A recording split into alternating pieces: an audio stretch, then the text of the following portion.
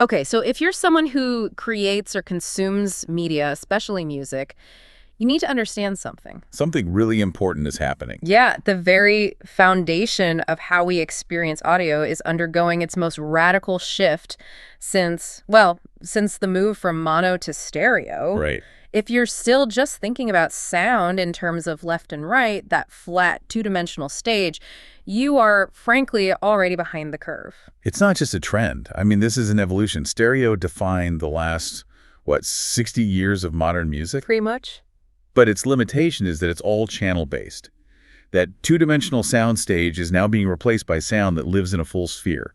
We're moving from a flat canvas to a true 360-degree environment. And this deep dive is your fast-track briefing. We've ripped through all the industry reports, the research papers, the forums to distill exactly what you need to know about spatial audio. We're talking Dolby Atmos, Sony 360 Reality Audio, and the really accessible entry point of binaural mixing. Our mission today is to cut through all the jargon. Yet, spatial audio doesn't need to be intimidating. Right. We're going to break down the technical differences and show you exactly how accessible this knowledge is, even if you're just using a pair of headphones right now. And this is so crucial because it's not just about sound quality. It's about attention. It's about listener engagement. Okay, so let's start with that fundamental shift. If stereo is sound fixed to 2 points, a channel-based system, how do we even define spatial audio? Spatial audio is sound that truly exists in a three-dimensional space. It recreates that real-world experience where sound can come from, above you, behind you, all around you. And the key technical shift here is moving from channel-based audio to what they call object-based audio. Exactly. So let's unpack that term, object-based. That's the real nugget here, isn't it? It is. Think of it this way. In stereo, the mixer tells the system, send this sound to the left channel, send that sound to the right. It's a fixed instruction. In object-based audio, like Dolby Atmos, the mixer says something different. They say, this sound, this crash cymbal, this vocal is an object, and I want it placed precisely 3 meters in front of the listener, 1 meter above their head. Ah, so it's sending a coordinate, not just a left-right instruction. Precisely. The playback system, whether that's a huge 7.1.4 studio or just a pair of Apple AirPods, then calculates how to render that object based on the listener's specific gear. That is a massive conceptual difference. And the formats using this approach, well, they're now unavoidable in the industry. Oh, they absolutely are. The dominant one is Dolby Atmos, which has been pushed heavily by Apple Music and Tidal. And Sony has their own? Yep, Sony 360 Reality Audio. Yeah. But the real accessibility breakthrough, especially for anyone creating music, is binaural audio, which we'll get into as the perfect starting point. And the huge signal that this is the new standard came back in 2024. Right, when Spotify announced full spatial audio support. Once the biggest streaming platform commits, that's it. The format is cemented. And this rapid adoption, it isn't just about services competing, it's cognitive. Okay, what do you mean by that? The sources we looked at highlighted something pretty extraordinary. Studies are showing that when listeners engage with immersive audio, they retain attention. Get this, 40% longer compared to stereo. A 40% retention increase. 40%. That's not a small improvement. That's a huge financial and creative incentive for every producer out there. It is. So why is the brain reacting so positively to it? It's because our brains are naturally wired for three-dimensional sound. I mean, when you're walking down the street, sound comes from everywhere, right? Your brain is constantly processing these tiny timing and amplitude differences to triangulate where sound is coming from. So when music uses that full sphere, not just a flat plane in front of you, it just feels more natural, more like a real event. It's less fatiguing. Exactly. It's less fatiguing and inherently more engaging. You stop feeling like you're listening to a speaker, and you start feeling like you're immersed in the sound itself. Okay, so if the why is engagement, let's get into the practical how. Stereo versus Atmos. What fundamentally changes when a mixer opens a session in this new format? The change is height. That's the big one. Stereo limits you to the X and Y axis, left, right, and a perceived front, back. You're basically mixing on a flat sheet of glass. And Atmos? Atmos adds the Z axis. It has height. In a pro studio, this is done with actual height speakers, letting you place sound in a sphere all around and above the listener. Which has to drastically change how you approach arrangement. We're suddenly thinking in vertical layers, not just horizontal ones. Precisely. And this is one of the biggest creative benefits. Let's talk about frequency masking. That constant battle for sonic clarity. Yeah. In stereo, if you have a dense arrangement, like a synth pad, a rhythm guitar, and a big reverb-heavy lead. They're all competing fiercely in the same horizontal space. They're often clashing right in the mid-range. With Atmos, you get vertical separation. You can keep your foundational pads at ear level, maybe bring your lead synth from just slightly above, and let some rhythmic effects ping off the ceiling. So each element gets its own little space. Its own distinct coordinate in 3D space. This vertical separation, just by itself, solves so many classic frequency masking issues. It makes for a much cleaner, more powerful mix. Even when it folds down to stereo later. Yes, even then. That's a game changer for dense electronic and orchestral music. But that brings us to the biggest technical hurdle, right? Most people are still listening on headphones or even on monoclub systems. How do you handle compatibility? This is the critical workflow rule. I mean, this cannot be overstated. The track absolutely must still work perfectly in stereo. So you mix in stereo first. You have to. Perfect that two-dimensional foundation first. Only then do you create the Atmos version as an enhanced experience. The 3D version is the icing. The stereo mix is the cake. So the key metric here is something called the stereo fold down. Can you explain what happens when a spatial mix gets converted back to stereo and why that's where things can go wrong? Right.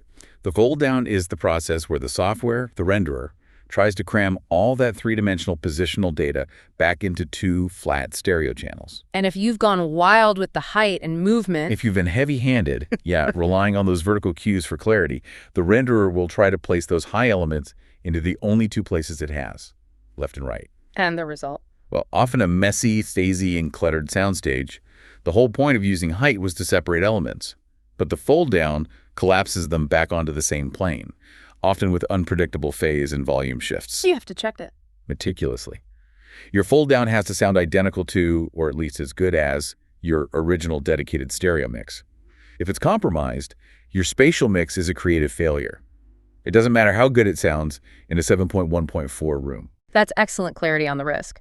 Now let's talk entry points, because the person listening right now probably doesn't have a multi-$1,000 speaker system. Right. The idea of mixing in Atmos seems totally out of reach, and that's where binaural mixing comes in. Binaural audio is your essential, accessible entry point. It simulates 3D sound, but using only two channels. Which means it works seamlessly with standard headphones, the same pair you're wearing right now. Exactly. And the trick here is the HRTF, head-related transfer functions. Give us the simple version of that. Okay, so think of HRTF as a sonic map that's unique to the human head. Okay. Every sound that hits your ear is filtered and delayed slightly by the shape of your head, your torso, and especially your outer ear, the pinna. Your brain uses these tiny filters and delays to pinpoint exactly where the sound is coming from in 3D space. And HRTF technology just mimics that. It models that filtering process. By applying the right filters and timing delays to sounds delivered through standard stereo headphones, it tricks your brain into thinking the sound is coming from above or behind you, even though it's just two channels. So you can effectively start making immersive audio with your existing DAW, a simple plug-in, and regular headphones. It completely demolishes the hardware barrier to entry. But I'm guessing there's a catch. There is. There's a secret to good binaural mixing, especially for beginners. And it's subtlety. You have to be subtle. Right. Beginners often use these panning tools to make things just fly around the listener's head constantly. It's incredibly disorienting. It stops being musical and becomes a sonic theme park ride. Exactly. The best binaural mixes create a natural expanded space. Think about a tech house track. You want the kick and the sub-bass anchor dead center front, right? Solidifying the groove. Your hi-hats might be panned slightly up and wide, giving them air, and the reverb tails from the synths might just gently wrap around the sides. It gives the room dimension. It's engaging without inducing motion sickness. Okay, let's get into practical tools. If someone is ready to take the plunge, what do they actually need to start monitoring and mixing in this new dimension? Well, if you're aiming for a commercial Dolby Atmos delivery, you need a DAW that supports Atmos rendering.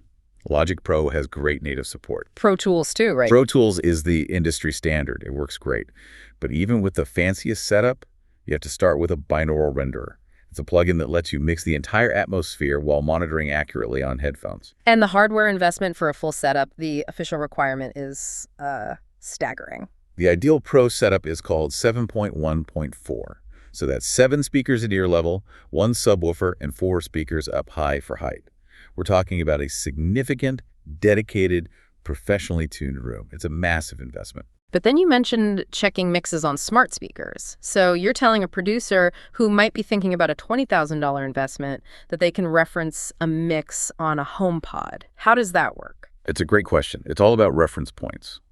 You can't mix effectively on smart speakers, but you can use them as affordable reference points to check how your Atmos mix translates to a common consumer device. Okay.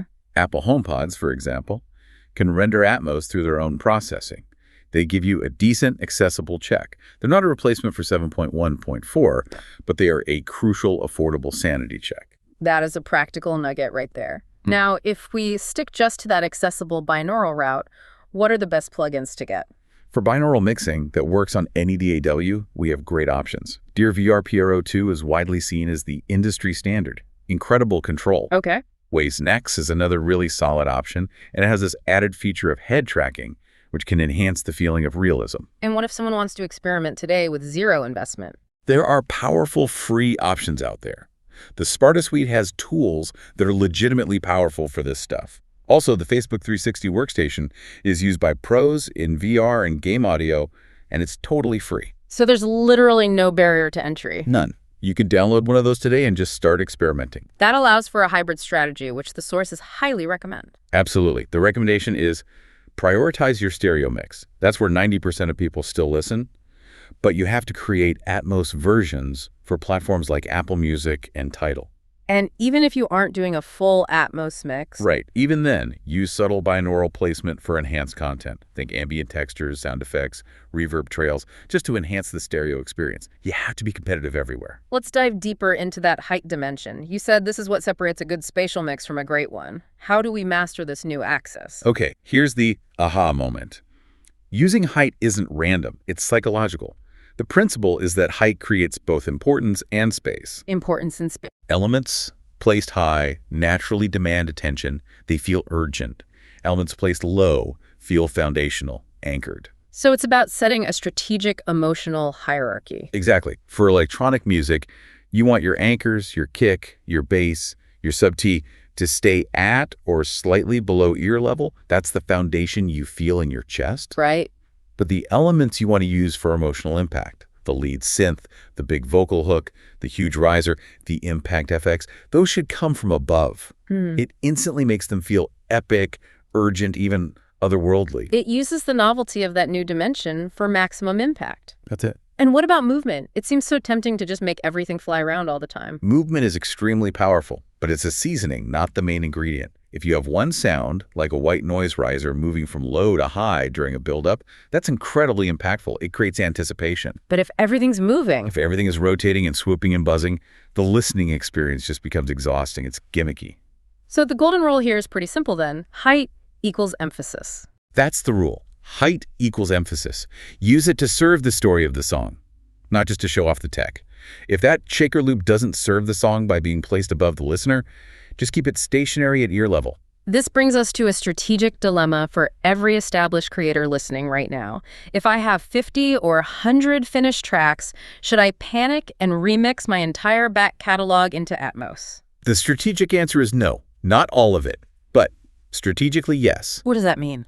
Converting a large catalog to Atmos isn't some automated task. It requires meticulous manual work, and you will burn out if you try to do everything at once. So what's the achievable goal? Focus on your 5 best tracks. Identify your 5 flagship recordings, the ones with the highest streams, the ones that truly define your sound. Create high-quality Atmos versions of those. Why just 5? 5 flagship tracks in Atmos is an achievable project. It immediately signals to streaming platforms and your listeners that you're current and you're serious to the format. It gives Apple Music and Tidal something new to feature, driving new streams to your most successful songs. It's a high-return, low-burnout strategy. And for all new music going forward. Moving forward, every new release has to have an Atmos version planned from the very beginning, from the arrangement phase. So think in 3D from the start. Yes. Even if you don't deliver it at the same time as the stereo version, you need to think three-dimensionally. Group your elements logically with their spatial position in mind. Foundational elements here, high-impact elements there. This preparation makes the eventual spatial mix so much easier. And final advice for the absolute beginner who's still just trying to master stereo EQ. Master traditional stereo mixing first. The spatial enhancement is built on that rock-solid foundation. Once you're comfortable there, use reference tracks. Listen to how the pros in your genre are using space in Atmos on Tidal or Apple Music. Then go back and experiment with those free binaural plugins on a finished stereo mix. Just get a feel for it without the commitment of a full project. That's a very clear roadmap. Okay, now let's look to the future, because spatial audio is just laying the groundwork for how we're going to experience sound in 5 years. The biggest future trend is personalization. Right now, binaural audio uses generic average head models. Right. The next step is personalized HRTF. We're talking about tech that scans your unique ear shape, your pinna, to create a fully tailored 3D audio profile. Wow. That level of customization will make the immersive experience just uncanny, intensely realistic for you as an individual. And live performance isn't sitting still either, is it? Not at all. Yeah. Clubs and festivals are rapidly adopting large-scale spatial audio systems. We're talking massive arrays like L-Acoustics, LISI, and D&B Soundscape. So a live DJ set is no longer just a wall of sound. It's becoming a truly omnidirectional, encompassing experience. Imagine the drop in a club track, where the sub-bass hits you from the floor, but the lead vocal appears to move from the middle of the crowd all the way up to the ceiling. That would make the dance floor feel incredibly enveloping. Totally. What about that challenge of large back catalogs we talked about? That's where AI-assisted upmixing is coming in. Tools are being developed to intelligently and automatically convert stereo tracks to spatial formats. They won't replace a meticulous manual mix, but they will massively reduce the workload. It'll make the transition achievable for artists with decades of releases. And the final hurdle, streaming efficiency, all that data. That's being solved by better compression codecs. Sony's MPEG-H and Dolby's AC4 are letting high-quality spatial audio stream without massive file sizes or needing insane broadband speeds. That's removing the last technical barrier. Even services like YouTube are heavily testing support right now. So if you had to make one prediction about the sound landscape in, say, 2031? Without a doubt, in 5 years, releasing music only in stereo will feel dated and strategically limiting. You can still do it, of course, but you'll be missing the industry standard. It'll be like releasing music only in mono in the early 2000s. You're just fundamentally sacrificing the engagement that the major platforms are all pushing for. Spatial audio will be the minimum competitive format. Okay, we just stepped into the third dimension. So here are the 4 actionable steps you can take today, based on everything we covered, to make sure you are ready for this transition.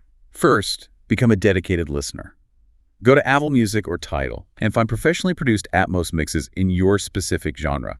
Study them. Listen for how they use height for emphasis, how they handle movement. Second, eliminate that hardware barrier. Download one of the free binaural plugins we mentioned, Sparta or Facebook 360, and just start experimenting. Add some depth to a finished stereo track with your headphones.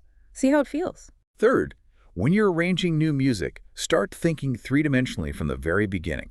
Ask yourself, where does this sound live in space? Are the foundational parts anchored? Are the dramatic parts placed for emphasis? And finally, number 4, never ever abandon the fundamentals. Your mix must sound incredible in stereo first. Spatial audio is the enhancement built on top of that foundation, not the foundation itself. You know, that cognitive study, the one about the 40% retention increase, it raises a really fascinating point about how we process information. Go on. If sound can exist in 3 dimensions to enhance musical engagement, what unexpected non-musical data or, complex, dry information could also be translated into a spatial experience to leverage that same cognitive advantage, maybe for academic learning or data visualization or even rapid situational awareness for pilots or surgeons. This tech opens up possibilities far beyond the music studio. A completely new frontier for knowledge and retention. Thank you for diving deep with us.